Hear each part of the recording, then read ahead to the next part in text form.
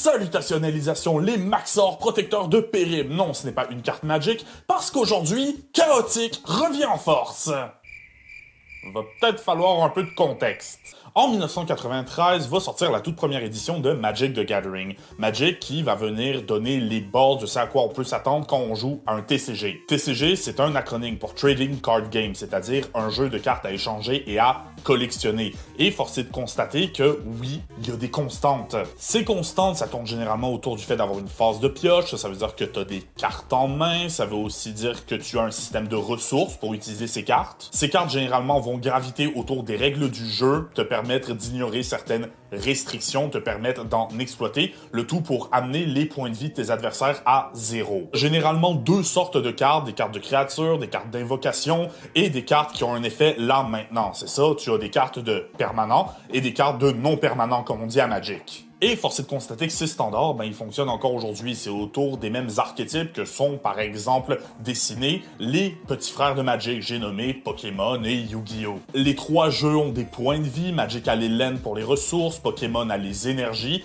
Et dans Yu-Gi-Oh! Que ça ne déplaise, on pourrait dire que oui, il y a un certain système de ressources, qui est par exemple le fait de ne pouvoir invoquer qu'un seul monstre par tour. Ton invocation normale serait donc ta ressource. Là où, pour invoquer de plus gros monstres, il faut que tu sacrifies tes monstres. Ça peut aussi demander de payer des points de vie pour avoir d'autres effets. Bref, la ressource, c'est quelque chose de très important pour les jeux de cartes. Là où les stats vont entrer en jeu, les stats, tous les jeux de cartes en ont, c'est-à-dire combien de ressources coûte ta carte à lancer. Pour les sorts de créatures, les sorts de monstres, peu importe comment tu veux les appeler, c'est son attaque, sa défense, combien ils sont capables de prendre de dégâts, combien de dégâts ils sont capables d'infliger. Ça fait beaucoup à retenir et c'est pour ça que les TCG, j'ai tendance à dire que ça peut être un petit peu difficile de s'y mettre. C'est pour la simple et bonne raison que plus un TCG avance, plus les règles se complexifient. Arrive alors 2006 avec le New Kid on the Block, j'ai nommé Chaotic.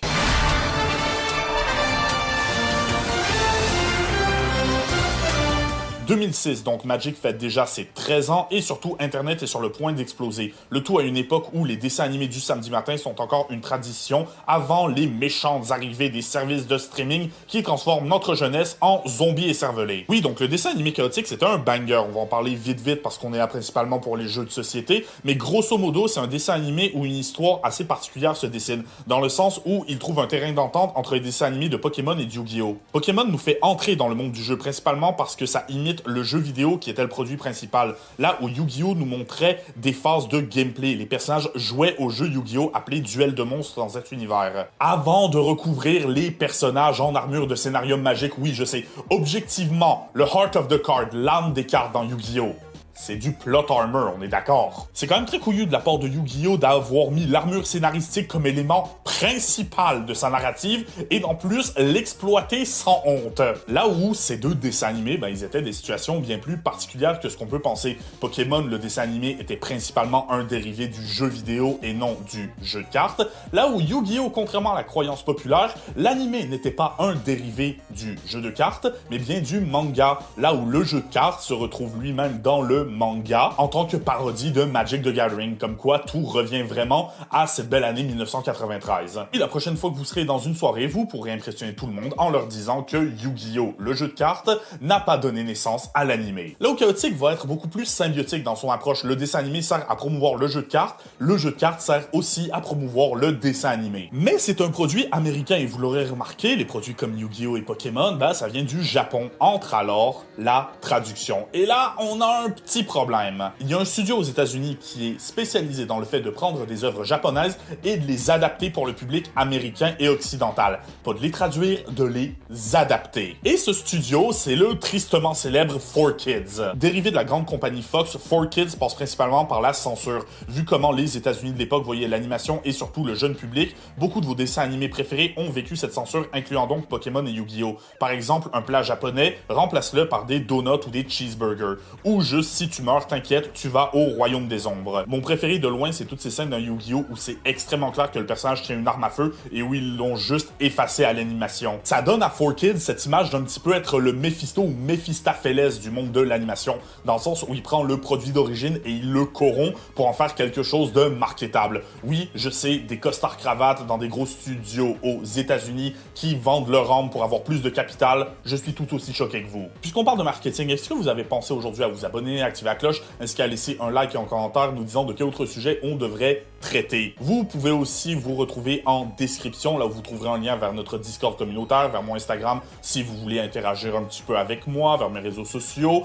et surtout vers mon Patreon où vous pouvez, à raison de quelques dollars, supporter une de mes chaînes en échange de certaines contreparties. Comme par exemple, on est sur la chaîne Magic, je peux vous faire un deck, je peux améliorer un de vos decks, voire vous pouvez littéralement aller réclamer une vidéo. Je rappelle aussi que j'ai activé les YouTube Membership et les Thank You si vous avez un petit peu d'argent à donner pour que je puisse continuer de produire du contenu à un rythme soutenu. Pour moi, c'est énormément et ça aide beaucoup. Bref, Chaotic, d'où est-ce que ça vient? Ben, à la base, c'est un jeu de cartes danois produit par Dracohead Entertainment qui s'appelait Grolls and Gorks. Jusqu'à ce qu'arrive la compagnie Apex Marketing qui va rebrand le jeu en Chaotic Now or Never. Et c'est plus ou moins là qu'un deal avec 4Kids va se signer. Un deal comme quoi, eux, leur mission, c'est de marketer Chaotic, mais à l'international. Le tout avec un dessin animé. Le dessin animé s'étirera sur 3 saisons avec une saison animée sous Flash avec des outils vraiment basiques et 2 saisons plus traditionnelles, même si la qualité du truc a vraiment baissé, et ça, c'est objectif. On y suit Tom, Kaz, Sarah et Peyton, des ados normaux qui peuvent se téléporter dans le monde de Chaotic,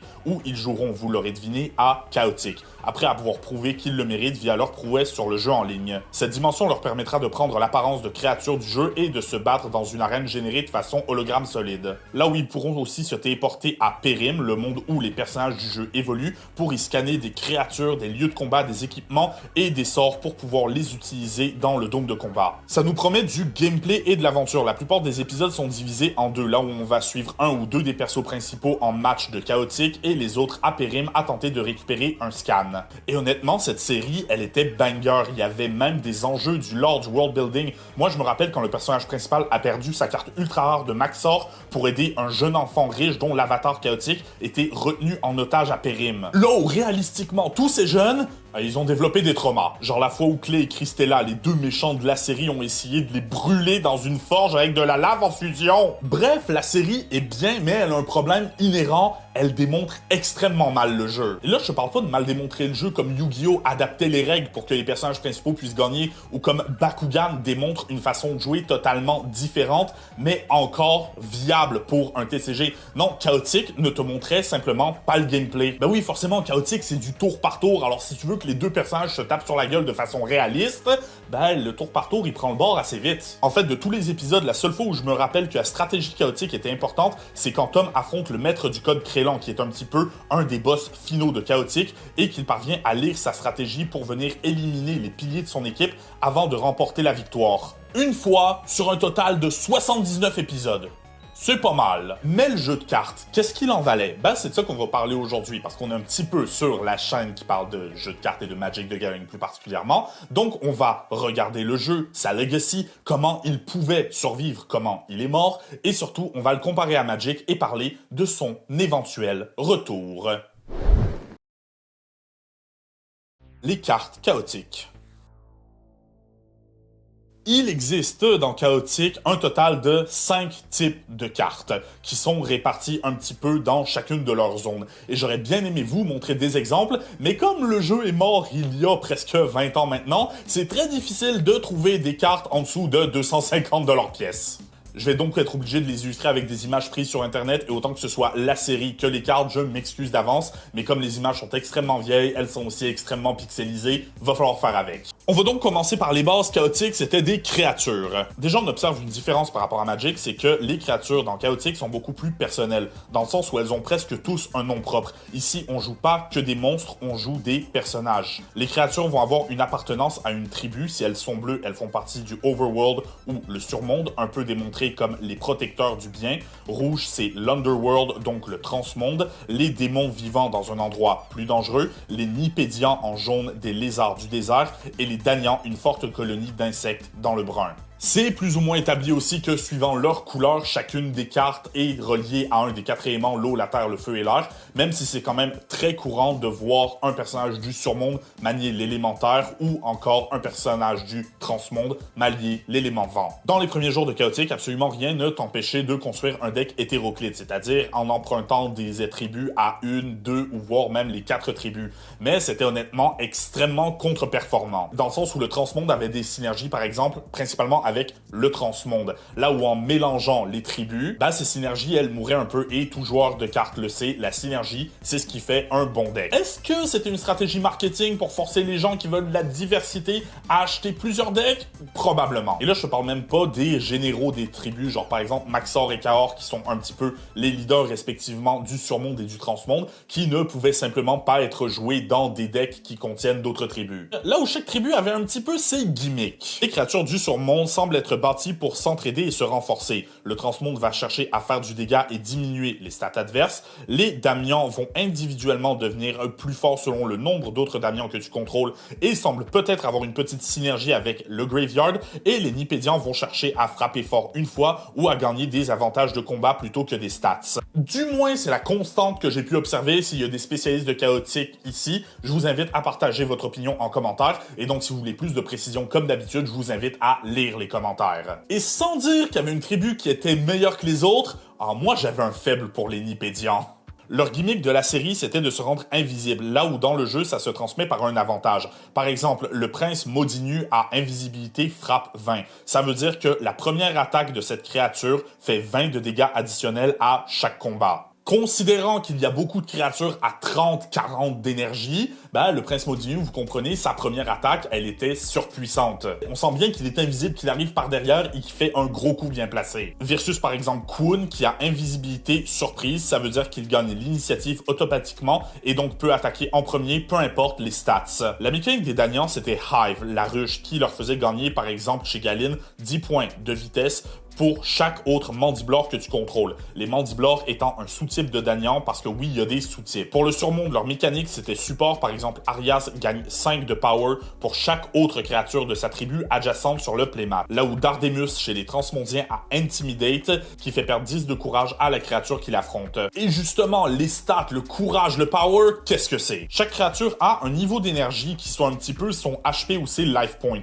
Puis, t'as leurs stats, le courage, le pouvoir, le savoir et la vitesse. Ces stats n'ont absolument aucune incidence sur le combat en tant que tel, mais bien sur les modificateurs qu'il y a sur certains sorts et sur certaines autres cartes de permanent, dans le sens qu'une carte à 10 de power va frapper aussi fort qu'une carte à 115 de power, tant qu'il n'y a pas quelque chose qui dépend du power de la carte en jeu. Là où de l'autre côté de la carte se trouvent les éléments. Toutes les créatures font du dégât neutre, mais certains seront capables de taper dans un plus grand pouvoir, comme l'eau, la terre, le feu ou l'air. On a tous une créature préférée à chaotique. Moi, personnellement, j'adorais Najarine, le wizard qui avait une de ses auras autant sur la carte que dans la série. Mais je dois dire que le petit chouchou que j'ai toujours voulu ouvrir dans un booster, c'était Heptad. C'est donc la base. Vous placez vos créatures en armée de 1v1, 3v3, 6v6 qui est la norme, ou 10v10 sur le playmat. Là où chaque créature se retrouvera affublée d'un équipement de combat qui va venir augmenter ou modifier ses stats. Par exemple, Aqua Shield augmente l'énergie de la créature équipée de 5 et peut se sacrifier pour heal de 15, là où le Liquidizer peut être sacrifié pour donner à créature équipée élément eau.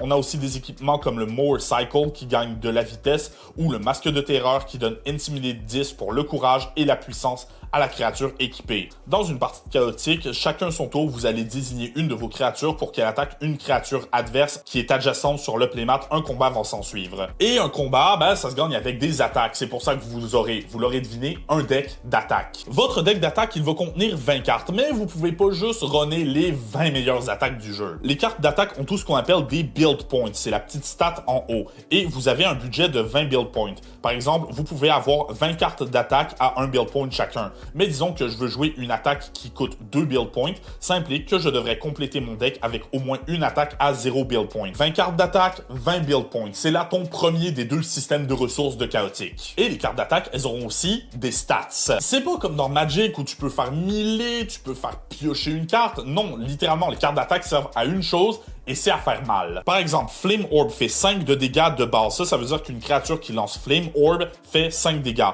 Mais elle fera 5 dégâts additionnels si la créature qui l'utilise connaît l'élément feu. Là où elle a une stat check de 75 de puissance. Ça implique que si la créature qui l'utilise à 75 de puissance ou plus, elle fera un 10 de dégâts additionnels. L'idéal est donc de la jouer avec une créature qui a 75 de puissance et qui connaît l'élément feu pour un total de 20 dégâts au lieu de 5. C'est là que la stratégie entre en jeu. C'est pas juste une question de spammer des attaques, mais de lancer la bonne attaque au bon moment. Par exemple, tu pourrais accepter de lancer une attaque plus faible si ça veut dire te débarrasser immédiatement d'une créature qui va être problématique plus tard dans la partie. Ou encore, une des plus grosses attaques du jeu, Armageddon, fera 10 de dégâts si tu l'utilises avec Bodal qui ne connaît aucun élément, mais elle en fera 50 si tu l'utilises avec Heptad qui maîtrise les 4 éléments, en plus d'être la créature la plus broken du jeu. Pré-shot quand Chaotique ressortira. Les gens vont demander un nerf. Les joueurs vont donc à tour de rôle échanger des attaques jusqu'à ce qu'une des deux créatures tombe à 0 d'énergie. Elle mourra et la créature restante prendra sa place sur le playmat,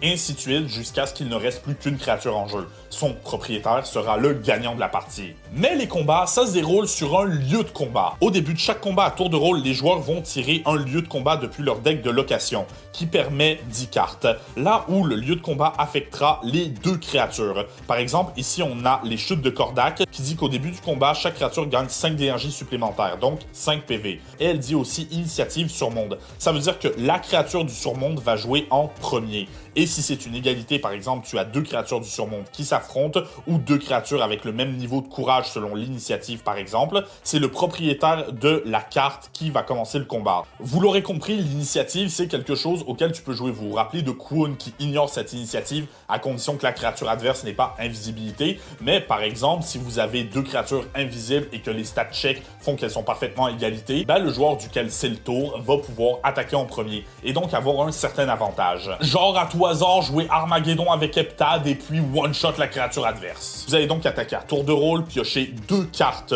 d'attaque et en piocher une au début du tour pour un maximum de 3 cartes en main. Mais c'est pas tout parce que le jeu va vous demander de choisir des Music. Music, c'est quoi? C'est un mot valise entre musique et magic. C'est un petit peu les gros sorts de Chaotique. Vous pourrez en avoir 6 au total et elle lance en s'utilisant des musiciens. Vous noterez que les Music ont des couleurs, c'est parce qu'elles sont spécifiques aux tribus. Un surmondien ne peut pas utiliser une Music nipédienne par exemple, sauf Heptad qui peut utiliser des Music de n'importe quelle tribu. Broken. Les Music ont un effet, par exemple Song of Focus contre un musicien ou Music Counter va offrir 10 dans chaque stat à une créature ciblée, de quoi être sûr de gagner certaines initiatives ou stat check. Pour comparer un petit peu à Magic, voyez les attaques comme des sorceries qui sont utilisées à tour de rôle, là où les Music, comme les instants, peuvent être utilisés en réponse à une certaine action. Mais les Music, c'est pas gratuit, ça demande des Music Counter ou des musiciens, et ça se trouve encore une fois sur les créatures. Prenons cette créature, car elle possède 3 Music Counter, comme c'est indiqué à la base de la carte. Il peut donc utiliser une Music qui en coûte 3, 3 à 1, et ainsi de suite. Vous connaissez les maths de base, là où les compteurs de Music ne se régénèrent pas entre les combats, donc utilisez-les avec parcimonie. Kaor spécifiquement peut aussi utiliser ces 3 musiciens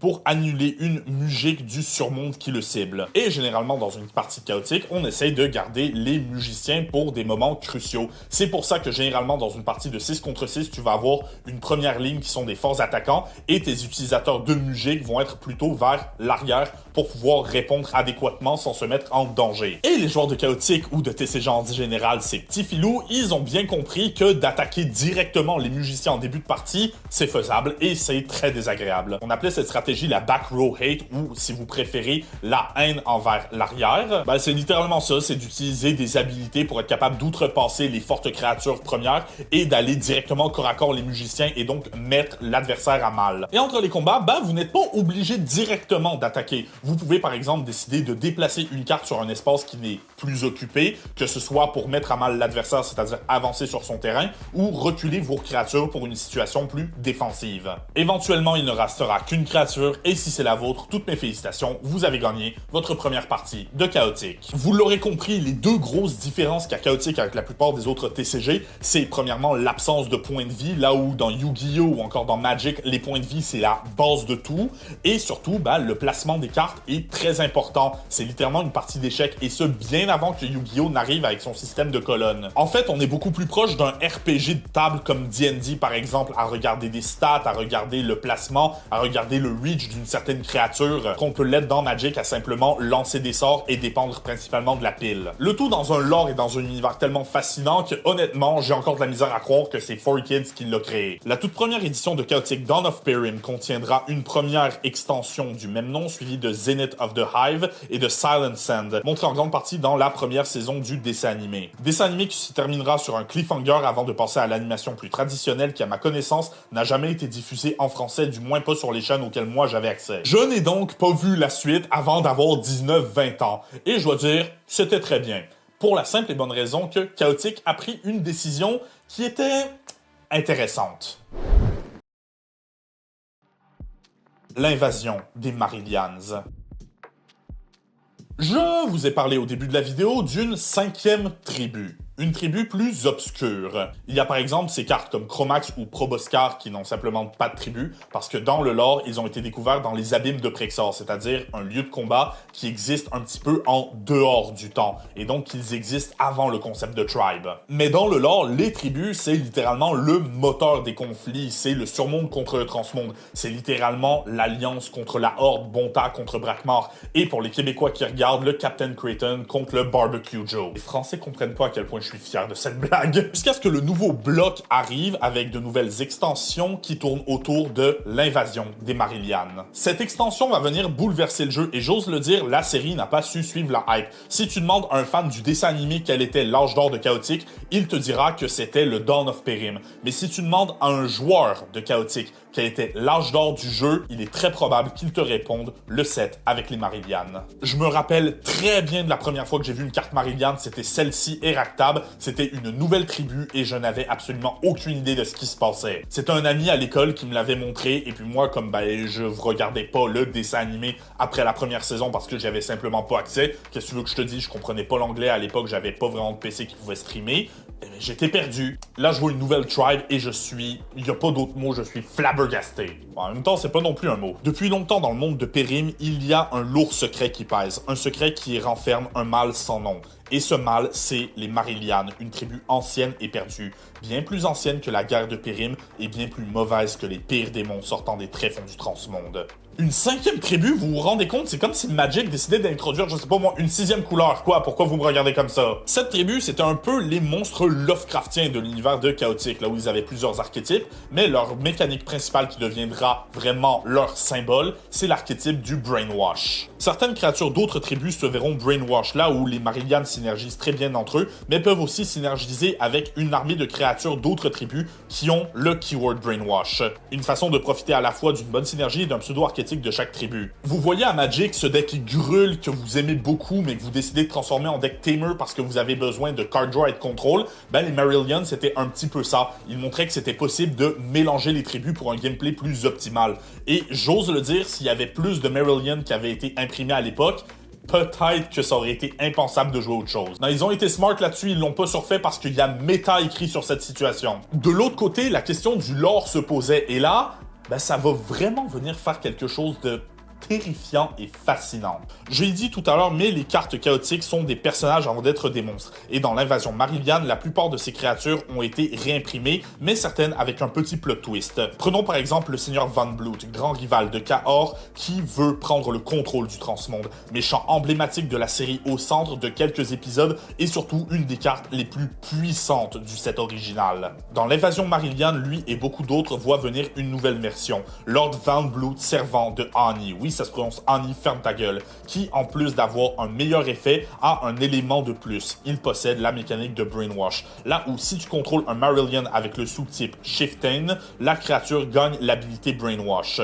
Et laissez-moi vous dire que de voir Van Bloot, qui a toujours voulu le contrôle du transmonde, devenir un servant, voir Zorey, personnage emblématique de la série, qui trahit ses meilleurs amis pour devenir un minion à la solde de cette race de monstres aliens, ça m'a glacé le sang. Surtout que tu le découvrais principalement en ouvrant des nouveaux packs. Tu ouvres un booster et la première chose que tu vois, c'est qu'une créature que tu aimes, à laquelle tu aimes t'identifier, avec laquelle tu aimes jouer, est passée dans l'autre camp contre son gré. Là où vous me dites, c'est possible de jouer l'ancienne carte, et oui, mais le fait étant que ces cartes, elles sont nouvelles, et que même sans utiliser les Marillion, l'effet de base de la plupart est très bon, et j'ai envie de te dire, peut-être qu'il est même meilleur que la carte de base. C'est juste logique, j'ai envie de te dire, dans le sens où, comme Magic, Chaotic opère sur un système de set, c'est-à-dire que chaque nouveau set va venir introduire de nouvelles mécaniques. Et si le set est bien fait, ces mécaniques vont se compléter et surtout se contrer les unes les autres, pour que tout le monde puisse jouer à sa façon et avoir du plaisir tout en restant fair dans le fait de gagner ou pas.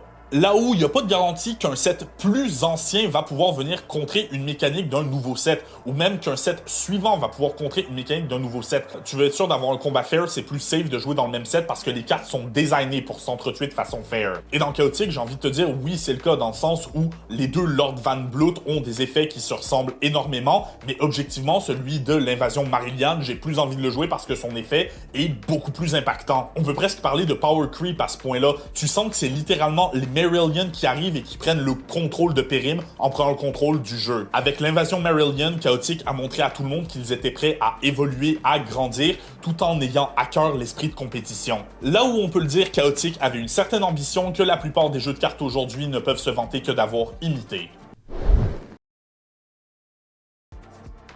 Chaotic était en avance sur son temps. Vous l'aurez peut-être remarqué, mais j'ai laissé de côté un élément très important du lore de Chaotic, le jeu en ligne. Voici une carte Chaotic, voici le dos d'une carte Chaotic. Est-ce que vous remarquiez qu'il y a l'URL d'un site web? C'est parce qu'en fait, Chaotic était un jeu hybride. Chaque carte avait un code unique que tu pouvais rentrer dans le site web pour ajouter à ta collection. Le but étant de pouvoir jouer en ligne dans un simulateur de combat ergonomique et parfaitement fonctionnel. Ergonomique et fonctionnel. Ma grand-mère serait plus à sa place sur un terrain de rugby professionnel alors qu'il a de la misère à descendre les escaliers toute seule qu'un joueur de Chaotic sur ce vieux simulateur. Je t'aime, grand-maman. Ceux qui ont essayé à l'époque savent de quoi je parle. Si ton PC était pas à la pointe de la technologie, ça ramait, ça buguait, les pertes de connexion étaient horribles. Bref, c'était un petit peu trop ambitieux pour l'Internet de 2007. Mais ironiquement, on peut le dire, c'était littéralement juste en avance sur son temps. Dans le sens où aujourd'hui, les simulateurs en ligne de jeux de cartes, c'est tellement monnaie courante qu'on les remarque plus. Par exemple, je suis sûr que je suis pas le seul à avoir commencé à jouer à Yu-Gi-Oh! À l'époque de Duel Links, site qui te permettait de jouer en toute gratuité, qui a été take down et qui depuis a su renaître de ses cendres. Et j'ai réessayé Duel Links à l'époque des pendules, ça m'a fait arrêter le jeu. Ouais, allez-y, je sais.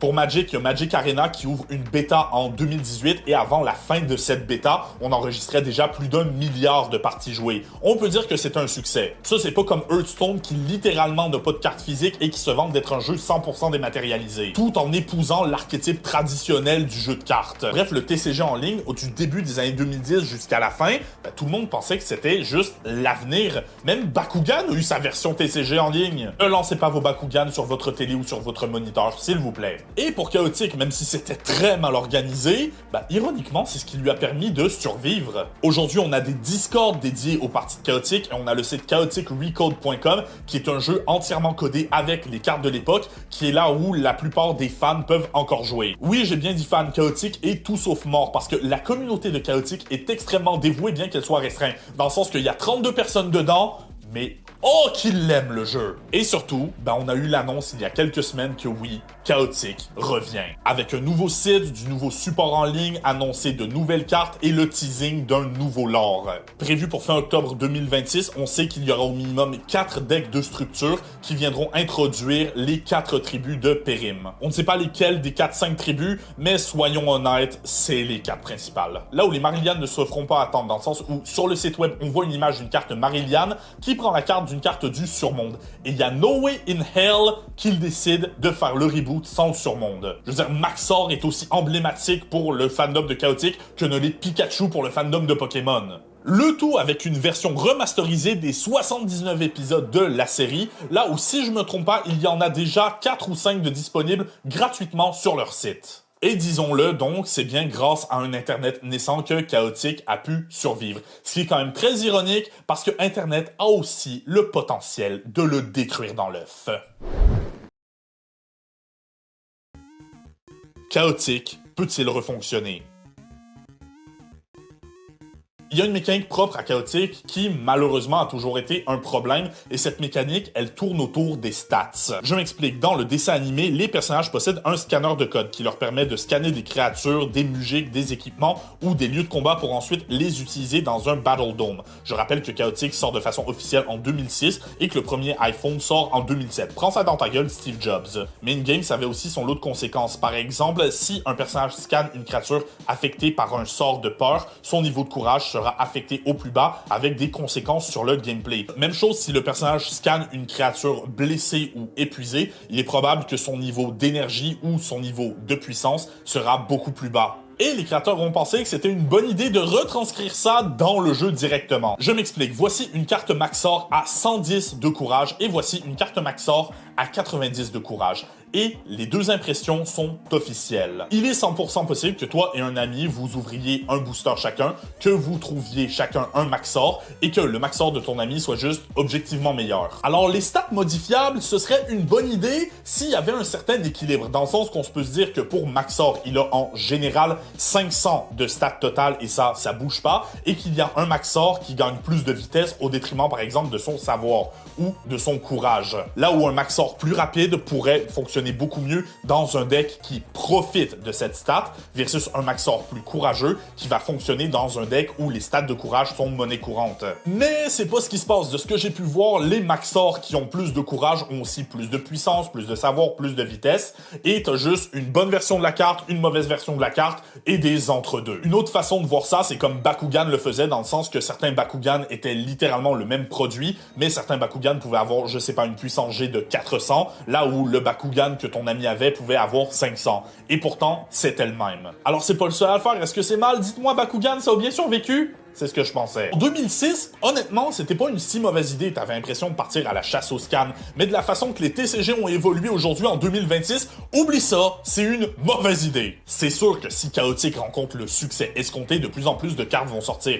De plus en plus de cartes vont être réimprimées et éventuellement, les cartes optimisées, c'est-à-dire avec le top des stats, tout le monde va se les arracher. Ça implique que le prix de ces cartes vont monter en flèche, là où les versions non optimisées vont baisser. Alors déjà, moi, je me vois expliquer à un caissier à mon local game store qui a découvert Chaotic la semaine dernière que non, cette carte-là ne vaut pas le double du prix, c'est l'autre à côté qui le vaut. Mais surtout, qu'est-ce que tu veux que je te dise? Cracher plus de cash pour une carte plus puissante, c'est là que ça va devenir un pay to win. C'est plus une question de rareté ou de collection, ça va purement être une question de puissance et de combien tu es prêt à payer pour cette puissance. Je dis que ça risque parce que c'est pas non plus exclu que je me trompe, dans le sens où il y a certaines cartes dont les stats sont moins importantes parce que ce qui est très recherché sur ces cartes-là, c'est leur effet. Et les effets, eux, ils ne sont pas modifiables. Cependant, à voir comment les cartes chaotiques fonctionnent, à voir comment les stat checks sont importantes dans le jeu actuel, c'est sûr que ça va venir affecter l'économie. Là où, bien évidemment, avec les outils de recherche d'aujourd'hui, personne va acheter des boosters et être capable de trouver une carte et l'échanger pour avoir quelque chose de mieux, pour pouvoir venir rééchanger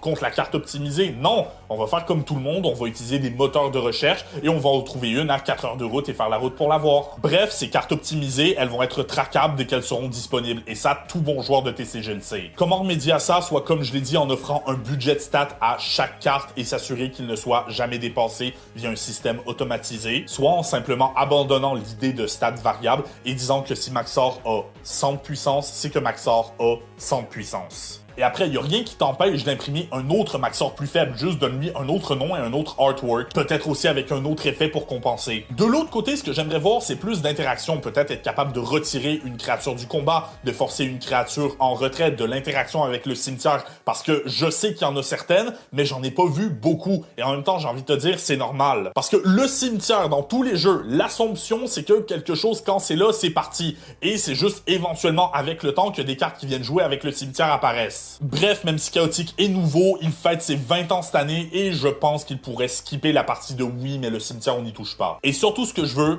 c'est des formats différents. Il fait office de format, c'est le 1v1, le 3v3, le 6v6, le 10v10, parfait, mais on pourrait avoir littéralement d'autres formats avec d'autres noms, avec des règles différentes.